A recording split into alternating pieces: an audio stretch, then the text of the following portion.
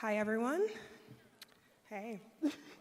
So before I get started, I'm actually going to lift this up a little bit. I just want to say hello and thank you to all of my family and friends who came out to support me today. Specifically, I would like to start by thanking my mom and dad, but last time I did this in a speech, I actually started crying, and I think that'd be awkward for everyone here today, so I'm not going to do it. But they know where my heart is, and they know that I'm forever grateful for them and the infinite love they've given me. So when I set out to write this speech, I did my research like any good CNS student does. And so I opened up my computer, I went to Google, and I searched tips for giving a speech that everyone in the crowd will tolerate while they're waiting for a degree to be granted to the person they actually came to see. Yeah, I know I'm standing in between you guys getting your degrees. And what I found was the following. You should make your speech relatable, keep it light, and throw in some quotes from people who have contributed to society. If you can be funny, try, and if you can't, well, good luck. And try to adhere to the rule of threes for your takeaways. So with this in mind, I'm ready to start, and let's hope that these Google results came in clutch like they did these 4 years in CNS. So, to begin, I'd like to quote one of my favorite philanthropists, advocates, and educators, and that would be Grammy Award-winning artist Pitbull. Mr. 305 once said, "I may not be the smartest in the room or the one with the most talent, but I will outwork you."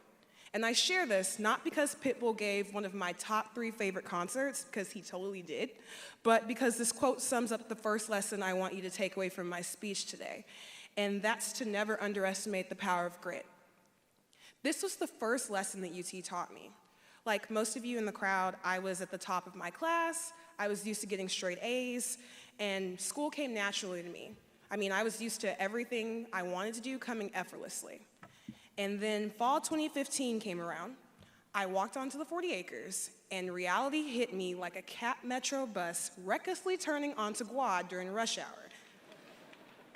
College was hard. And I quickly learned that I'm not a natural at everything. But through learning what I wasn't good at, I was able to see where I could grow and create new goals for myself. And with each goal came the chance to create a plan and work to improve myself. And so as we prepare to move into this next phase of our lives, I think it's really important that we remember that we're not always going to be the best in the room. There will always be someone with more knowledge, better jokes, or more talent. But we shouldn't be defeated. Instead, we need to be willing to put in the work.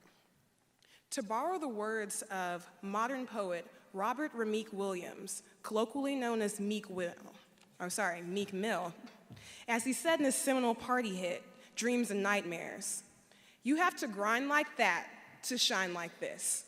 And you see, the older that we get, the more difficult our goals are to achieve. Natural talent isn't going to get us where we need to go.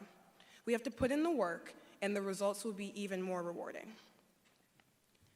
For my second piece of advice, I want to discuss the need to let go of perfection. You see, there's this myth that we all have that the best version of yourself is the perfect you. You have the perfect hair, the perfect job, the perfect partner, the perfect number of zeros in your signing bonus if you're a CS student. But perfection is ever elusive, and it's always out of our grasp. And this is because it's impossible to reach. The baseline is constantly shifting. And I know that we're Longhorns and we feel that everything must be absolutely perfect. And if you've been in an opening lecture where hands go up before the professor has even finished the question, you know exactly what I'm talking about. But let me be the first to tell you that maintaining that facade of perfection is not only exhausting, but it's unhealthy. My time at UT wasn't perfect, and if you somehow didn't know that before now, well, let's go ahead and get into this. I've failed more times than I can count, and I didn't achieve all of my goals, and I've had more than my share of disappointments. There is a time freshman year, and I'm being completely honest with all of you, that I didn't think this day would come. I didn't even think a CS degree was in my future. But it wasn't until I realized that it was okay to be imperfect that I finally found myself able to breathe, and I gave myself the chance to say, I don't know, or to be humble and ask a professor to expand when the details weren't specific, that's when I found myself the most successful. And yeah, I still don't know everything, but I'm more than okay with that. And I hope that each of you will be too. You see, my mom has a saying. She's always telling me, ever since I've been growing up, be a person of excellence. And I realized lately, when I was doing reflection for this speech, I've done her and myself a disservice, because I've always equated being a person of excellence with being a person of perfection. It wasn't until I came to UT that I realized a person of excellence isn't someone who always hits the mark. Instead, there's someone who gets up every day, gives it 125%, and does their best. Even if they fail, they know they're going to get back up tomorrow and try again, because they're going to get it one day. Just might not be now. So as we prepare to enter the real world, I want to ask something of each of you. Join me in my quest to embrace our imperfections. In our new roles, we're bound to make mistakes. Maybe you'll mislabel a sample in the lab, or you'll check in the wrong version of the code. And when these moments happen, and they will, don't freak out. Okay, well, freak out a little bit, be embarrassed even, be human, but know that it's not the end of the world.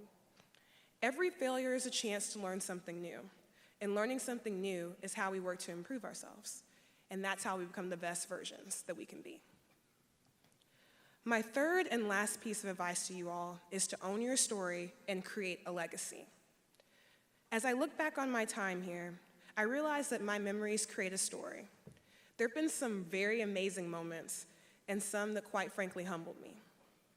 But as former First Lady Michelle Obama said, even when it's more real than you want it to be, your story is what you have, and it's something to own. So I happily own my story, because for each friend I've made here, each person that's mentored me, each organization I've joined, chapters were written. The greatest chapters, though, were the ones where I helped others.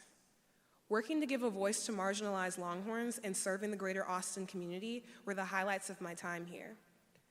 You see, I'm a fervent believer in the fact that each of us owes it to ourselves to make sure we're not solely working towards our personal goals, but reaching back and helping others. When you stop focusing on yourself and you take time to give back to the community, that's when your legacy is established. So, yeah, my story's still being written, but I own each and every moment, because all of the lessons that I've taken from them have helped me create the change I want to see, not only in myself, but in the communities that I'm a part of. So I urge each of you, as we get ready to graduate today, to consider what you want your legacy to be. So on that note, class of 2019, not gonna hold you much longer. I wanna leave you with this call to action. 1, recognize the power of grit and always stay hungry. 2, let go of the need to be perfect and embrace the chance to grow. And 3, own your story, flaws and all, and create a legacy that you're proud of. If you do these 3 things, you may still fall short from time to time, but at least you'll have fun and live life to the fullest. And after all, with all this time we've spent being CNS nerds at the University of Texas at Austin, don't we owe ourselves a little bit of fun? I think we do. So, hook 'em.